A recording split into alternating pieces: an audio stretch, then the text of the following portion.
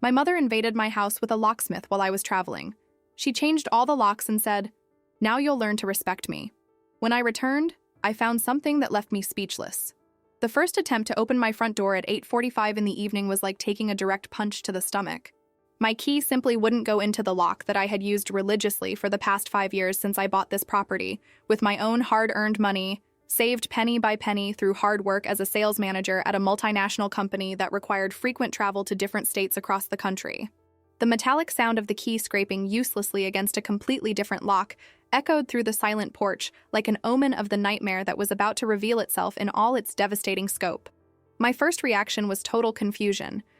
I initially thought maybe I was at the wrong house due to extreme fatigue from a particularly stressful business trip that had lasted 7 consecutive days, visiting demanding clients in 3 different cities, sleeping in cheap hotels, and dealing with complex logistical problems that had completely consumed my physical and mental energy during that hellish week.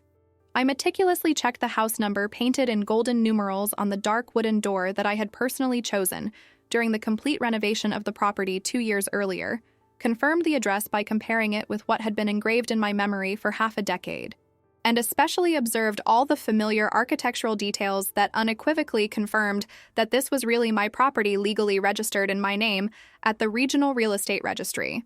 The front yard maintained exactly the same ornamental plants that I had carefully planted during free weekends. The exterior paint maintained the light green color that I had personally chosen at the paint store after comparing dozens of different samples, and especially the porch preserved the same wicker furniture that I had bought on a special promotion 3 years before, and that represented a significant investment for my monthly budget at the time. I tried again to insert my key into the lock with slower and more deliberate movements, thinking that perhaps haste and nervousness were making me commit some simple technical error, but gradually I began to realize that the problem wasn't my technique or emotional state. Someone had really completely replaced the main door lock mechanism of my house during my 7-day absence, installing a completely different system that made my original key totally useless and transformed me into a stranger trying to invade my own property. The growing realization that something extraordinarily wrong had happened during my business trip made my heart accelerate dangerously, pumping adrenaline through my cardiovascular system while my rational mind desperately tried to find logical explanations for a situation that completely defied any common sense or reasonable expectation about home security. I nervously walked around the perimeter of my property, systematically checking all the windows that I had carefully left closed and locked before departing for the trip, discreetly testing whether any of them could have been accidentally left open or whether the security systems I had installed so carefully were still functioning adequately to protect my personal belongings during periods of prolonged absence. All windows were hermetically closed and apparently intact, without visible signs of break-ins, vandalism, or any type of forced entry that could explain how someone had gained access to the interior of the house to carry out modifications as dramatic as completely changing locks without my authorization or prior knowledge. The most disturbing discovery came when I noticed that lights were on inside the house, not just 1 or 2 lamps that could have been forgotten on during my hurried departure to the airport a week before,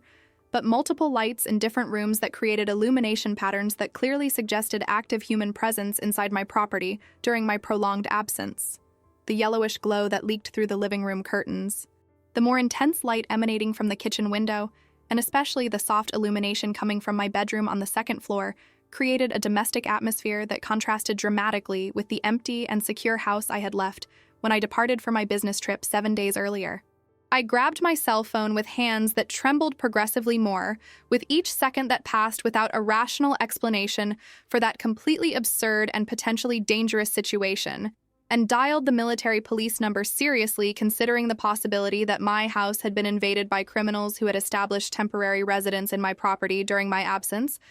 taking advantage of the fact that I traveled frequently for work and sometimes was absent for prolonged periods that could be observed and exploited by ill-intentioned people who studied routines of solitary residence to plan home invasions or elaborate robberies. Before completing the call to police authorities, I decided to try a more cautious approach by ringing the doorbell of my own house to see if I could get some response that would clarify the situation without necessarily involving formal legal procedures that could unnecessarily complicate the situation if there was some simple and innocent explanation for those extraordinary circumstances. The familiar sound of the electronic doorbell that I had personally installed 2 years before echoed through the thick door, followed by a tense silence that lasted approximately 30 seconds before I could clearly hear footsteps approaching from the internal side of the door. Not furtive or hesitant steps of invaders worried about being discovered, but confident and deliberate steps of someone who felt completely at ease walking through my house as if they were the legitimate owner of the property. The sound of the footsteps was distinctly feminine and familiar, in a way that made my mind work frantically trying to identify who could be inside my house with such naturalness and authority. Considering that only 3 people in the entire world possessed spare keys to my property. My best friend Fernanda, my brother Marcos, and especially my mother Regina, who had insisted on keeping an emergency key despite my growing hesitations about allowing family members unrestricted access to my personal life and domestic privacy. When the door finally opened, revealing the familiar face of Regina, my 62-year-old mother, standing comfortably in the threshold of my own house, wearing a bathrobe that I immediately recognized as a piece from my personal wardrobe, I felt as if the solid ground beneath my feet had literally disappeared and left me falling in freefall through an abyss of disbelief and indignation that grew exponentially with each second that passed, processing that surreal scene. Regina showed no embarrassment, surprise, or guilt for wearing my clothes inside my house without permission. On the contrary, she greeted me with a satisfied and proud smile, as if she were the legitimate owner receiving an unexpected but welcome visit in her own residence. "Hi, honey. How good that you're back. I was just preparing tea in your kitchen and organizing some things that were out of place," said Regina with a cheerful and casual voice that contrasted dramatically with the gravity of the home invasion situation she had deliberately created during my absence. Her carefree and familiar attitude revealed not only that she had spent enough time inside my house to feel completely at ease, but also that she didn't consider her actions as invasion or violation. In her distorted mind, she apparently believed she had legitimate right to occupy my personal property whenever she considered it appropriate or necessary, regardless of my opinions or consent about this invasion of my privacy and adult autonomy. "Mom, what are you doing inside my house? And why doesn't my key work in the lock anymore?" I managed to ask with a voice that alternated between disbelief and growing indignation, still trying to mentally process the reality that my own mother had effectively invaded my property and modified security systems without any consultation or prior authorization. Regina gestured for me to enter as if she were the one who possessed authority to grant or deny access to my own residence, a gesture that clearly demonstrated the level of role reversal and boundary violation she had established during my work trip. "Honey, we need to talk seriously about some things, so I decided to stay here a few days to organize our family situation," Regina responded while conducting me through the living room that I had left impeccably organized a week before, but which now showed clear signs of prolonged occupation. Sofa cushions disheveled, magazines scattered on the coffee table, used coffee cups left on surfaces where I would never allow them to remain for more than a few minutes due to my rigorous habits of cleanliness and domestic organization. And about the locks, I called a locksmith yesterday to change them all for security reasons. You never know what type of people might have copies of your old keys. The absurd and circular logic of her argument about security left me temporarily speechless. Regina had violated my home security, claiming to be protecting my home security, had invaded my privacy, claiming to be organizing my life, had destroyed my sense of home, claiming to be improving my housing situation. Each word that came out of her mouth revealed additional layers of distorted rationalization that she had mentally constructed to justify actions that any rational person would immediately recognize as invasive, controlling, and completely unacceptable between independent adults, even when family relationships exist. I walked through my own house feeling like a strange visitor in a place that should be my most intimate and secure personal sanctuary, observing growing evidence that Regina had not only temporarily occupied my private spaces, but had actively reorganized, modified, and personalized environments according to her own preferences and needs, without any consideration for my decorative or organizational choices carefully developed during years of independent living.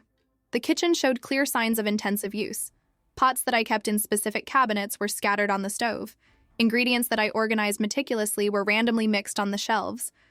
And especially there were foods that I would never buy occupying space in my refrigerator that she had apparently stocked according to her own culinary preferences. The psychological impact of seeing my personal space transformed into an extension of another person's personality and needs, even being my mother, created a claustrophobic sensation of violation that went far beyond mere temporary inconvenience or family misunderstanding. It was like discovering that my independent adult identity had been systematically dismantled and replaced by family dynamics that I had consciously left behind when I moved from the maternal home more than a decade ago. Each object out of place, each change in the organization of my belongings, each evidence of Regina's prolonged presence represented a denial of my adult autonomy and a forced regression to infantile hierarchical relationships where she maintained unilateral authority over decisions that affected my personal life.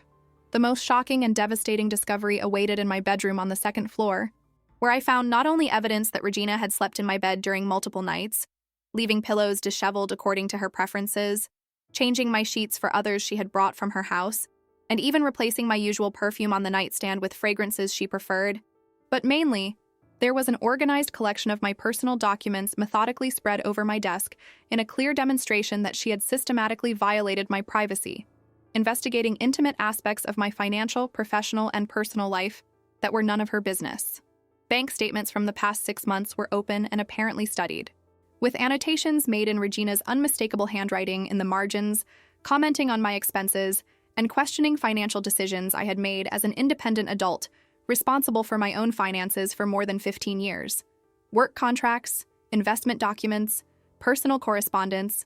and even medical records that I kept in a locked folder in my closet were exposed on the table, as if they were public property available for analysis and judgment by anyone who decided to invade my house during my absence. On the bedside table, next to the violated financial documents, I found a notebook with Regina's handwriting containing what appeared to be a detailed inventory of all my personal belongings, from appliances and furniture to clothes and decorative objects, with annotations about the estimated value of each item and comments about whether she considered each purchase necessary or superfluous, according to her personal criteria of domestic economy. There were also handwritten lists of improvements she planned to implement in my house and in my life, including changes in decoration, alterations in furniture organization, and especially suggestions about how I should modify my personal habits to meet her expectations about appropriate behavior for a single 36-year-old daughter. But the most disturbing document of all was a 3-page letter addressed to me,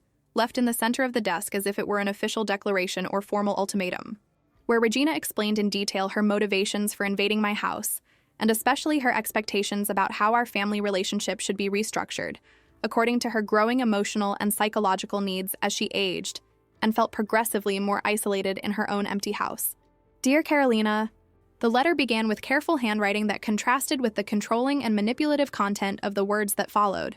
I decided to take definitive measures to resolve the problems that have been affecting our family for a long time. You have been progressively distancing yourself from me in recent years, visiting less and less, calling rarely, and especially demonstrating lack of genuine interest in my life and emotional well-being. As your mother who raised you and loves you more than anything in the world, I have the right to expect that you treat me with the respect and attention I deserve in my advanced age. The letter continued for pages detailing Regina's complaints about my behavior as an adult daughter, my supposed failures in fulfilling family obligations that she had unilaterally established without my consultation or agreement, and especially her specific demands about how I should reorganize my personal and professional life to accommodate her growing emotional needs. Therefore,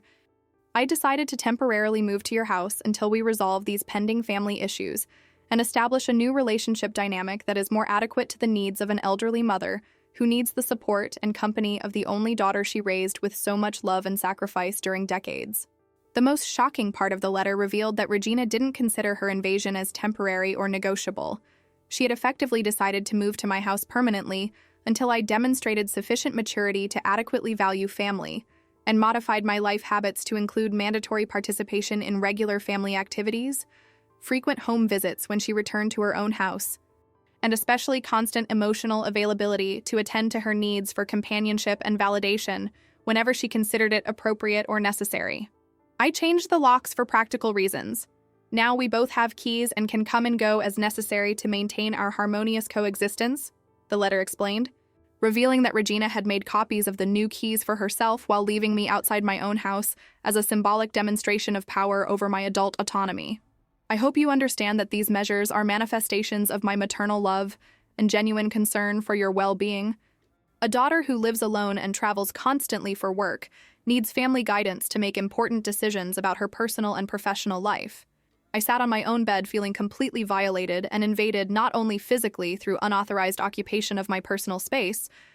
but especially psychologically through the systematic destruction of adult boundaries that I had carefully established during years of independence achieved through hard work and conscious decisions about how I wanted to structure my life away from the controlling family dynamic that had characterized my childhood and adolescence. Regina had effectively declared war against my adult autonomy using home invasion tactics that demonstrated complete disrespect for my privacy, personal dignity, and especially for my fundamental right to live my own life, according to my own choices and values. During the 48 hours following that devastating discovery, my mind functioned like an emotional processing machine, working in constant overload, desperately trying to categorize and understand the psychological magnitude of the violation that had been perpetrated against my independent adult life by someone who supposedly loved me unconditionally.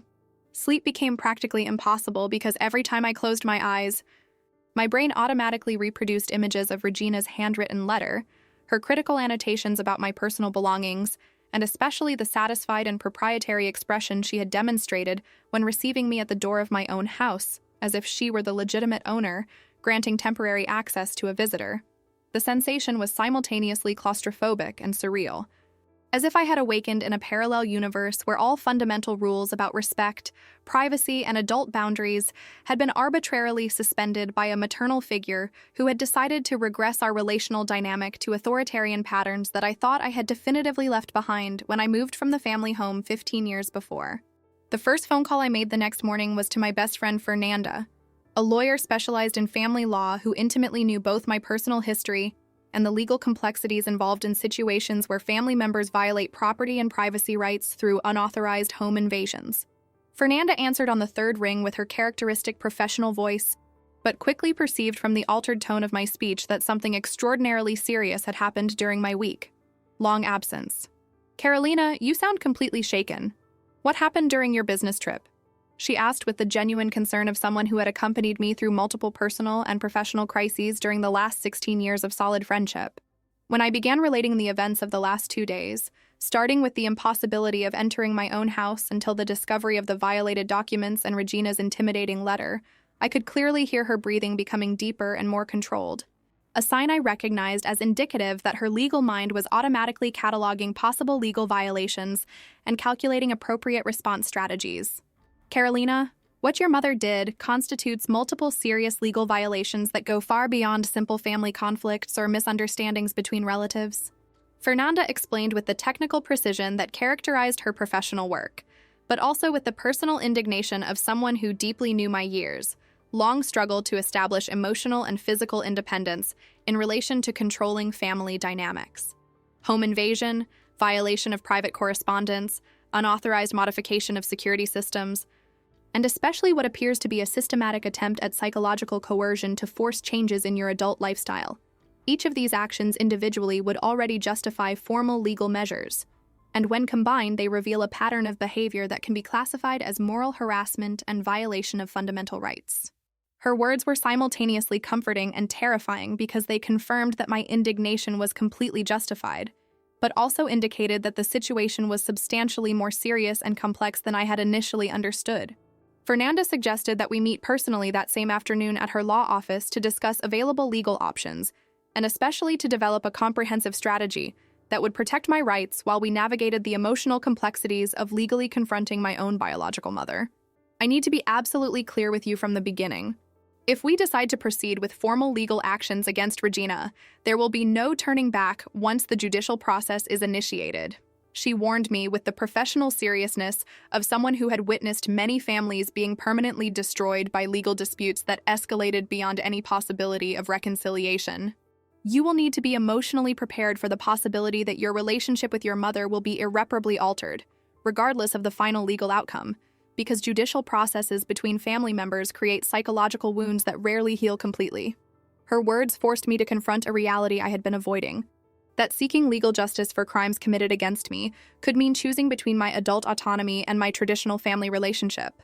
The car trip to Fernanda's office transformed into a psychological journey through decades of family memories that I needed to completely reevaluate in light of recent revelations about the true nature of Regina's personality and her willingness to violate fundamental boundaries when her desires for control were contradicted by my adult independence. Each red traffic light was a forced opportunity for reflection about specific moments from my childhood and adolescence that at the time had seemed like normal manifestations of maternal concern, but which now revealed worrying patterns of controlling tendencies that I had unconsciously normalized due to my vulnerable position as a child dependent on Regina's care. Episodes I remembered as examples of excessive maternal protection, like when she insisted on accompanying me to medical appointments even after I was 18, or when she organized my room without permission whenever I traveled during college, now revealed themselves as obvious precursors to the invasive behavior that had culminated in the unauthorized occupation of my adult home.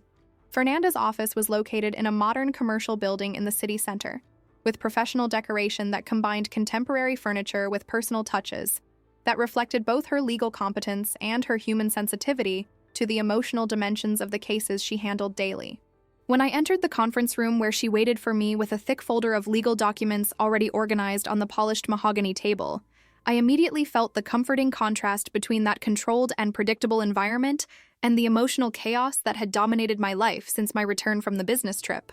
Fernanda greeted me with a warm hug that lasted a few seconds longer than normal,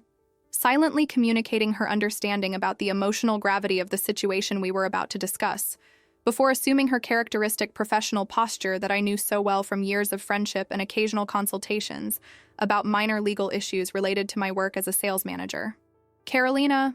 before we discuss specific legal strategies, I need you to tell me in detail every aspect of the invasion that Regina perpetrated, because apparently small details can have significant legal implications that will affect our response options, said Fernanda, opening a professional digital recorder and positioning a notepad in front of her. During the following 2 hours, I meticulously related every discovery I had made in my violated house, from the initial impossibility of using my key to the analysis of the 3-page letter, where Regina outlined her authoritarian expectations about how our family relationship should be restructured according to her emotional needs. Fernanda took detailed notes in her characteristic legal handwriting,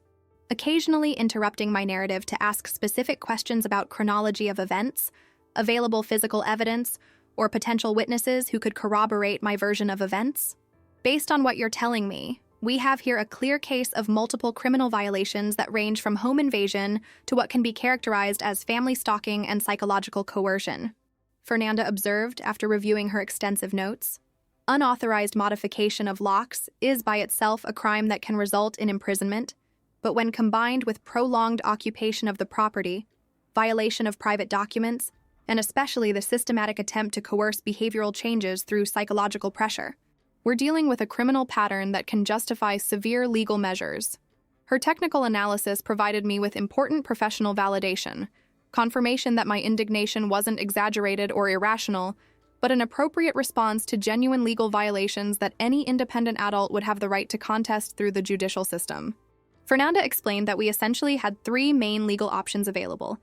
each with specific advantages and disadvantages that I would need to consider carefully before making a definitive decision about how to proceed. The first option would be to seek an emergency protective measure that would force Regina to immediately leave my house and return all keys,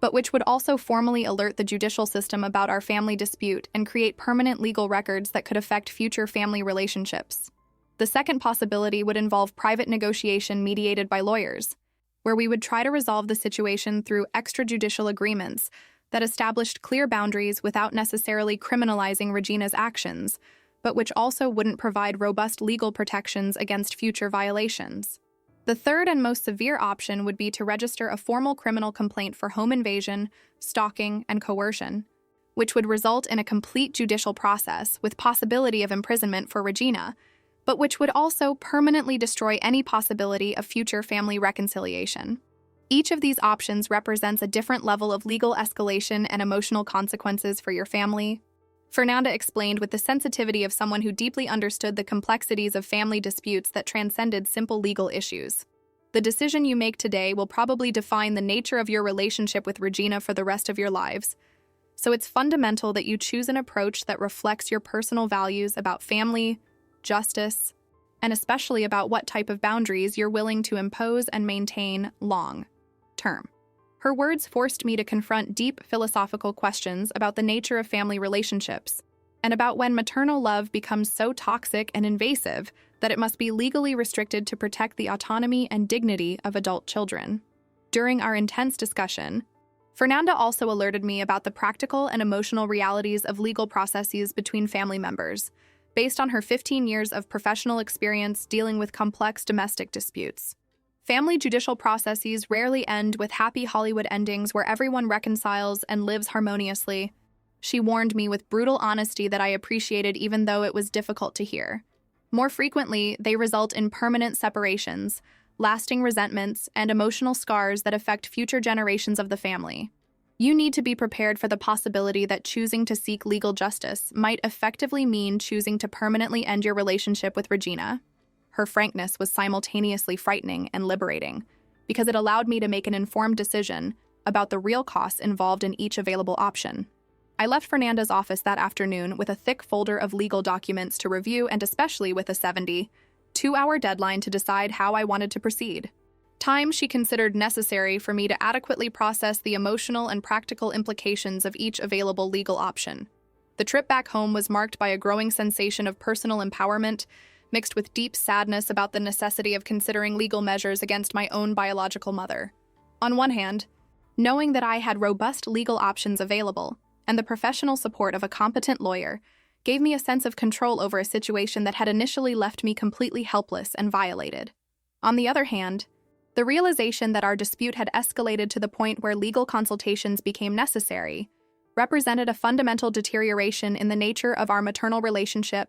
that I had never imagined possible during my childhood and youth. When I finally returned to my house that night, Regina received me at the door with an apparently warm smile and a tea tray she had prepared to celebrate our first night living together again after so many years. Her casual and domestic attitude contrasted dramatically with the legal gravity of the situation she had created through her invasive actions, revealing a worrying disconnection between her perceptions about family normalcy and the legal realities of the violations she had perpetrated. Dear daughter, I prepared your favorite chamomile tea and also made some homemade cookies using the recipe you always loved when you were a child, she said with a cheerful voice that seemed genuinely convinced that our forced coexistence would be received with gratitude instead of indignation. Her inability to recognize the gravity of her actions, or to demonstrate any embarrassment about having violated my privacy and autonomy, made me understand that legal measures weren't just available options, but probably practical necessities to establish boundaries she was incapable of respecting voluntarily. Mom, we need to have a very serious conversation about what happened here during my absence, I managed to say with a controlled voice that masked the emotional storm devastating my interior. Regina seemed genuinely surprised by my formal and serious tone,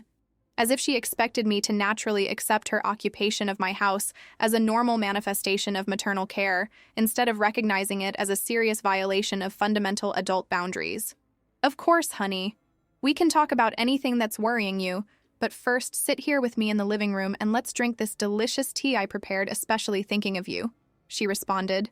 trying to maintain the casual and domestic tone that suggested any concern I might have would be easily resolved through informal family conversation, instead of requiring serious discussion about legal violations and restoration of appropriate boundaries. I reluctantly sat in the armchair that used to be my favorite place to relax after stressful workdays, but which now seemed contaminated by Regina's invasive presence and by the changes she had implemented in the furniture organization according to her own aesthetic preferences. Each object slightly out of place, each cushion reorganized according to tastes that weren't mine. Each subtle evidence that my personal space had been modified to accommodate another person's needs served as a constant reminder that my domestic autonomy had been systematically dismantled during my absence. Mom, I want you to understand that changing the locks of my house without my permission and occupying my property during my absence weren't gestures of maternal love, but serious legal violations that can result in serious criminal consequences, I said directly, deciding to abandon diplomatic subtleties in favor of clear communication about the legal nature of her actions. Regina reacted to my direct confrontation with a mixture of genuine surprise and defensive indignation that revealed her fundamental inability to understand that her actions constituted crimes instead of appropriate manifestations of family concern. Carolina,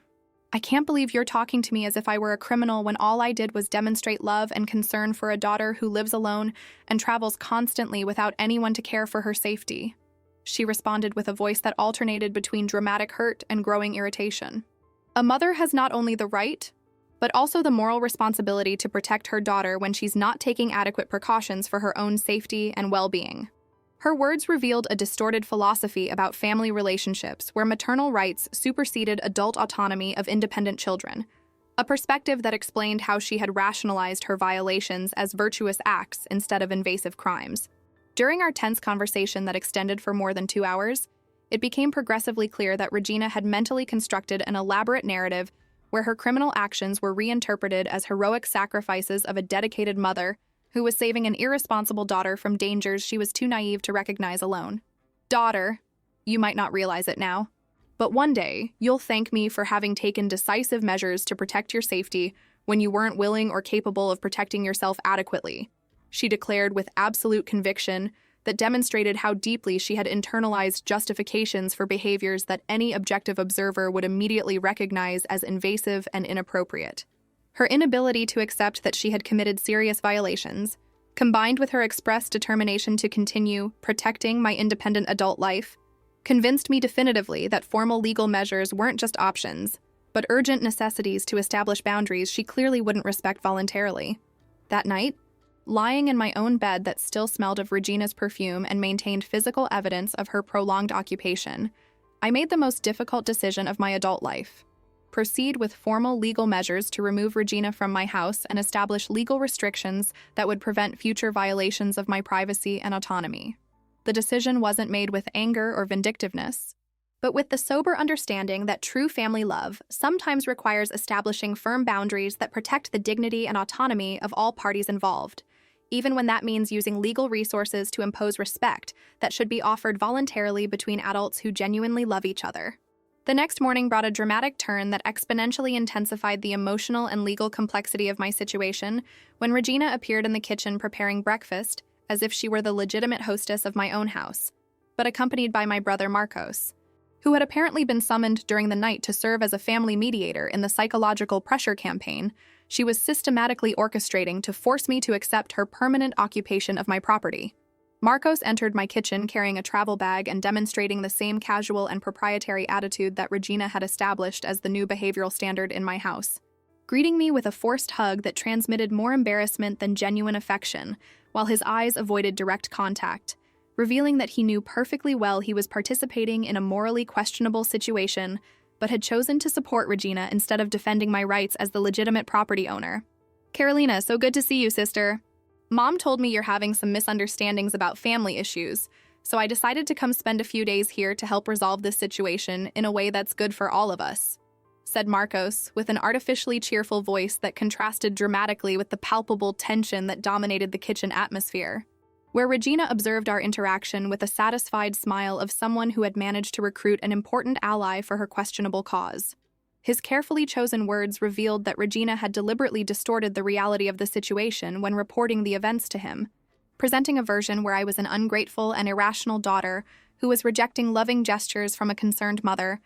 instead of admitting that she had committed multiple legal violations against my autonomy and private property during my work absence. The presence of Marcos in my violated house added a particularly painful dimension to the situation, because it transformed a bilateral conflict between mother and daughter into a complex family dynamic, where I found myself isolated against a coalition of relatives who had decided that my indignation was exaggerated, and that my resistance to the home invasion was evidence of selfishness or filial ingratitude instead of an appropriate response to genuine crimes. During the tense breakfast that the three of us shared at my own dining table, it became progressively clear that Marcos had been manipulated through selective versions of events that completely omitted the most serious legal violations while emphasizing supposed legitimate maternal concerns about my safety and well-being as a single woman who traveled frequently for work without adequate family supervision.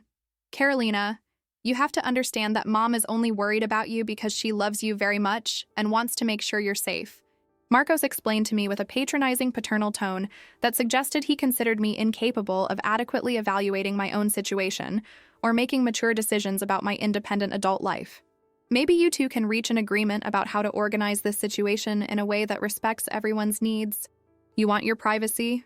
and Mom wants to be able to help and be close to the daughter she raised with so much love. His words revealed a fundamentally distorted understanding about the nature of the conflict, treating criminal violations as if they were negotiable personal preferences instead of actions that justified formal legal measures to protect fundamental rights. Realizing that the family dynamic was becoming progressively more complex and emotionally manipulative,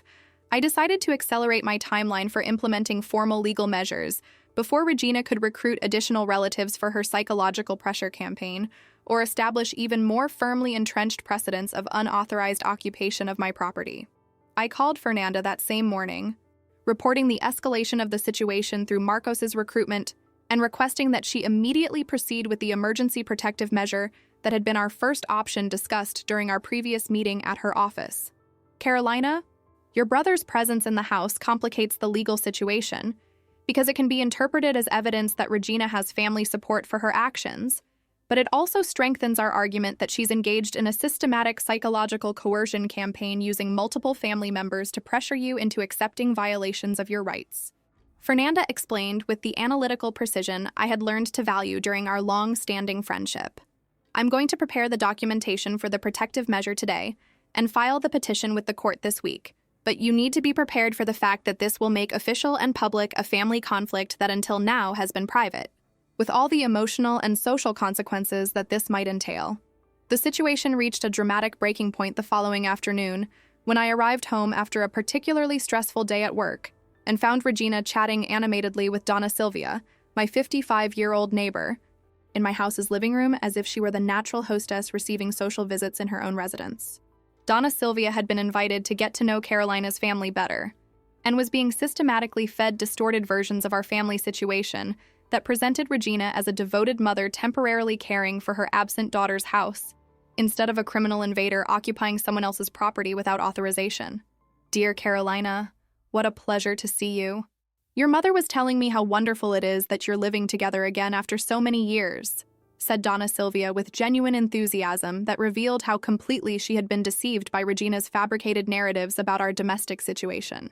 Regina told me that you asked her to stay here for a few weeks to help with house security while you travel so much for work. What a smart idea. It's always better when women have family nearby for support and protection. Her words hit me like slaps because they confirmed that Regina was actively spreading elaborate lies to neighbors who could potentially serve as witnesses about our situation, creating a false public narrative that would complicate any future legal process. The realization that Regina was deliberately building a social support network based on lies about our situation transformed my indignation into urgent determination to interrupt her disinformation campaign before she could establish false narratives even more widely in the community where I had lived and worked for 5 years. That same night, I called Fernanda reporting this new escalation and requesting that she expedite our protective measure with maximum possible urgency, regardless of any procedural complications this might entail. The protective measure was officially filed with the court the next morning, on a rainy Friday that perfectly matched the gloomy atmosphere that had dominated my life since my return from the business trip a week before. Fernanda called me at 9:15 in the morning with news that the judge had accepted our emergency petition and determined that Regina should leave my property within a maximum period of 24 hours, return all keys in her possession, and maintain a minimum distance of 100 yards from my residence while we awaited formal judicial hearing to determine long-term protective measures. When court officers arrived at my house at 2 in the afternoon to deliver official notification of the protective measure, Regina reacted with a dramatic explosion of indignation and hurt that combined hysterical crying with accusations of filial betrayal that echoed through the corridors of my house, and were certainly heard by curious neighbors who began to understand that the harmonious family situation that had been presented to them was substantially more complex and conflictual than they had been led to believe. During the following 6 hours, Regina worked feverishly to pack her belongings and remove all evidence of her prolonged occupation of my house, a process that revealed how extensively she had settled in during my absence and how deeply she had integrated her presence into the structure of my domestic life. When Regina finally left my house for the last time that Friday afternoon, discreetly escorted by court officers who ensured compliance with the protective measure, she stopped at the entrance door to make a final emotional appeal that combined maternal pleading with veiled threats about long-term family consequences of my legal decisions. Carolina, you're making a terrible mistake that will haunt you for the rest of your life, she said with a voice choked by tears that seemed simultaneously genuine and performative. A daughter who sues her own mother for love demonstrates a coldness of heart that will drive away anyone who could really love you in the future. You'll die alone and bitter, without family, and only then will you realize what you lost when you expelled me from your life." Her final words were designed to implant seeds of guilt and doubt that could torment me during the following months. But instead of making me question my decision, they confirmed the wisdom of having established firm legal boundaries against someone who demonstrated willingness to use cruel emotional manipulation as a control tool when her other tactics failed to produce submission. When the door finally closed behind her and I heard the sound of Marcos's car driving away down the street, I felt a complex mixture of immense relief and deep sadness that marked the definitive end of a chapter of my family life and the beginning of an uncertain but necessary period of personal reconstruction. The following weeks were dedicated to the meticulous process of restoring my house to the original condition prior to Regina's invasion, a project that proved surprisingly therapeutic because each change I made to erase evidence of her presence simultaneously represented an affirmation of my recovered autonomy and a symbolic declaration that I had regained total control over my personal space and my independent adult life. I changed all the locks again with even more secure systems, reorganized furniture according to my original preferences, and especially implemented additional security measures that would ensure future invasions would be impossible, even if someone gained access to keys through fraudulent methods. During the months that followed, I occasionally received calls from distant relatives who had been contacted by Regina in an attempt to mobilize additional family pressure to convince me to forgive and forget the crimes she had committed against me. But these attempts became progressively less frequent as it became clear that my determination to maintain legal boundaries wouldn't be shaken by emotional blackmail or appeals to traditional family loyalty. Uncles I only saw at funerals and weddings called to express concern about our family fight, without understanding that it wasn't about personal disagreement, but about criminal violations that had required formal judicial intervention to protect my fundamental rights as an independent adult. The formal judicial process that followed the initial protective measure lasted 3 months and culminated in a hearing where Regina was officially convicted of home invasion, violation of private correspondence, and moral harassment, receiving a sentence of 2 years probation with specific restrictions that prohibited her from approaching my residence or workplace without express judicial authorization. Throughout the entire process, she maintained her narrative of misunderstood mother being persecuted by ungrateful daughter, but the court systematically rejected her attempts to justify crimes through emotional motivations, establishing an important legal precedent about appropriate boundaries in family relationships and autonomy rights of independent adults. During the final hearing, when the judge asked if I would like to make a statement to the court about the impact of the crimes committed against me, I took the floor for the first and only time during the entire judicial process to clearly express my perspective about what had happened and about the lessons I hoped would emerge from that case. Your Honor, what my mother did wasn't an expression of maternal love, but systematic violation of my autonomy as an independent adult who has the right to live her own life according to her own choices without unauthorized interference from family members who claim to know better than I do what's appropriate for my personal life, I declared with a firm voice that echoed through the silent courtroom. I hope this case establishes a clear precedent that biological ties don't grant special rights to violate fundamental boundaries of privacy, property, and personal dignity, and that genuine family love never requires submission of personal autonomy as the price of maintaining relationships. 2 years have passed since that rainy Thursday when I returned from the business trip and discovered that my life had been systematically invaded and violated by someone who claimed to love me unconditionally. 2 years during which I rebuilt not only my domestic security but also my fundamental understanding about the nature of healthy relationships and about the importance of maintaining firm boundaries, even with people who share biological ties with us. The traumatic experience taught me that genuine love never requires submission of personal autonomy, and that true family is defined by mutual respect and voluntary support, instead of obligations imposed through emotional manipulation or legal coercion. During this period of reconstruction and personal growth, I developed healthier and more authentic relationships with friends who demonstrated genuine respect for my autonomy and who offered emotional support without expectations of control over my life decisions. Fernanda continued being not only my lawyer, but also my closest confidant, someone who had accompanied me through the most difficult experience of my adult life, and who deeply understood how family trauma can affect our ability to trust in future relationships. Our friendship strengthened through shared adversity and became a model of what healthy relationships can be when based on mutual respect, absolute honesty, and unconditional support that never requires sacrifice of personal identity. Professionally, the experience motivated me to seek promotion to a regional manager position that required even more travel, but also provided substantial salary increase and especially a renewed sense of control over my career and financial future. The trauma of having my autonomy violated by family made me value my economic independence even more, and motivated me to invest in opportunities that would strengthen my capacity to live completely according to my own choices, without dependence on approval or support from people who could use those bonds as tools of emotional control. Today, I live in a house that is truly mine in every sense. Physically secure through protection systems I control completely, emotionally peaceful because it's free from invasive presences that violate my privacy, and especially spiritually restored as a personal sanctuary where I can be authentically myself without fear of judgment, criticism, or unauthorized interference in my adult life choices. The experience strengthened me in ways I couldn't have imagined possible before facing the necessity of legally defending my fundamental rights against violations perpetrated by my own family. Regina and I no longer maintain any contact since the conclusion of the judicial process, a separation that initially caused sadness but gradually revealed itself as liberating, because it allowed me to develop relationships based on conscious choice and mutual respect, instead of traditional family obligations that masked toxic dynamics of control and manipulation. I learned that true family is constituted by people who love us enough to respect our autonomy and support our decisions, even when they don't completely understand them, and that biological ties don't guarantee or justify relationships that violate our fundamental dignity as independent human beings. The most valuable lesson I emerged from this experience is understanding that we have not only the right,